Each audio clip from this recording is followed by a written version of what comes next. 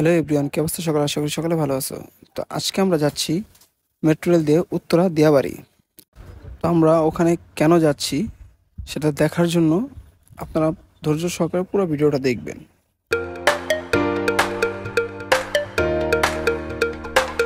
তো আমরা রিক্সা ভাড়া করে নিছি, রিক্সা ভাড়া করে নিয়ে আমরা এখন মতিঝিল যাচ্ছি।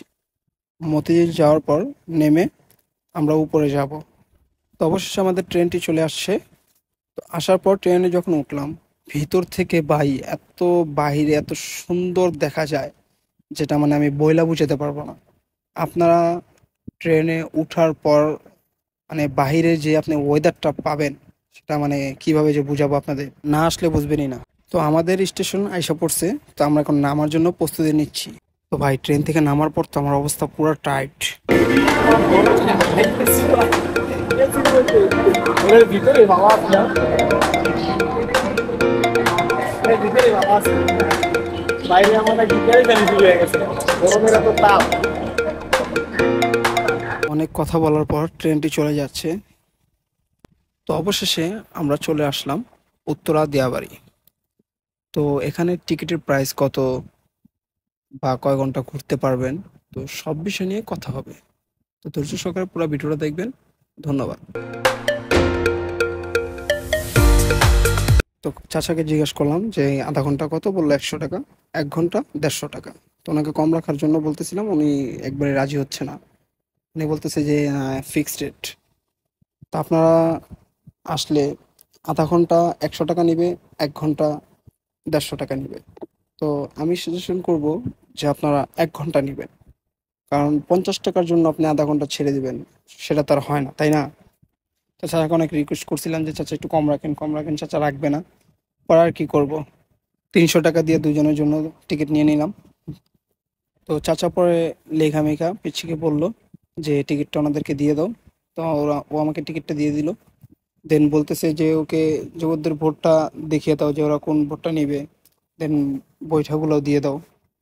তো এখানে আপনার 3 জনের 4 জনের সিটও আছে।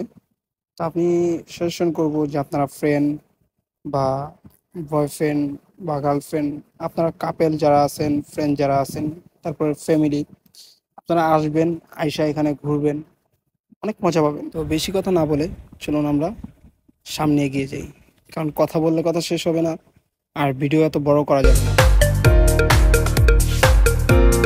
তো আমরা যখন আসছিলাম তখন অনেকটাই রোদ ছিল। তো ভোরটা নিয়ে যখন বের হলাম তখন আকাশটা কেমন মেঘলা হয়ে গেল। তো ভাই আমার কাছে তো ওয়াও লাগতেছিল, আকাশটাও কেমন মেঘলা হয়ে গেছে। দেন নদীর ভিতরে আপনি কায়াকিং করতেছেন, মানে কি বলবো ভাই, এত সুন্দর ফিল। মানে আমি মধ্য, আমার 150 গেছে, তাতে আমার গায়ে বাজে নাই। আমি যে ফিলটা পাইছি ভাই, সেটা মানে আপনাদেরকে আমি বইলা বুঝাতে পারবো না। আপনারা না গেলে আপনারা বুঝতেই পারবেন না যে কত সুন্দর ফিল, কতটা ভাল লাগে। তো আমি ভাই উল্টা বইসা পড়ছি, মানে ক্যামেরায় আমাকে উল্টাই দেখাইতেছে, আমাকে আমার ফেসটা দেখানো যাচ্ছে না। তো আমি এই কারণে পাকনামি করে মনে করেন উপরে উঠতে গেছিলাম। তো আমার ফ্রেন্ড বলতেছে আস্তে আস্তে আস্তে, পড়ে যাবি পড়ে যাবি পড়ে যাবি। কে কার কথা শোনে? আমার কথা ভাই, আমি উপরে উঠবো তো উঠবো, আমি ঘুরা বসবো তো বসবোই। ভাই আরেকটা কথা, কথা এরকম না যে গার্লফ্রেন্ড বয়ফ্রেন্ড এসে ঘুরতে পারবেন। ভাই ফ্রেন্ড নিয়ে যদি ঘুরতে পারেন না, ওইটার ফিলও অন্যরকম ভাই, বুঝতে পারছেন? তো হঠাৎ করে উপরে তাকানোর পর দেখতেছিলাম যে শেখ হাসিনা নানি যাচ্ছে। তো ওনাকে দেখা তো মনে করো আমি শয়তানি করতে করতে মানে পুরাই অবস্থা টাইট। তো আমাদের নানি যাওয়ার পরে মানে ভয়ঙ্কর বৃষ্টি। তো বৃষ্টিতে আমার ফোন, মানি ব্যাগস এবং আমি নিজেই পুরা চুপচুপ হয়ে গেছি। দেন আমরা একটু শয়তানি করতেছিলাম উপরে কোনায় ঠেকাইয়া। ওয়েলকাম টু বৃষ্টির বাজার। তো গাইস আমরা বৃষ্টি একটু কমার সাথে সাথে আমরা চলে আসছি, কারণ আমাদের টাইমও শেষ হয়ে গেছে। তো আজকের ভিডিওটা এতটুকুই। চ্যানেলটা লাইক কমেন্ট শেয়ার সাবস্ক্রাইব করে আমাদের পাশেই থাকবেন। আর এরকম মজার মজার ভিডিও দেখার জন্য অবশ্যই বেল আইকনটা বাজিয়ে দিবেন। খোদা হাফেজ। আবার দেখা হবে কোনো একটা নতুন ভিডিও নিয়ে। Bye bye, take care.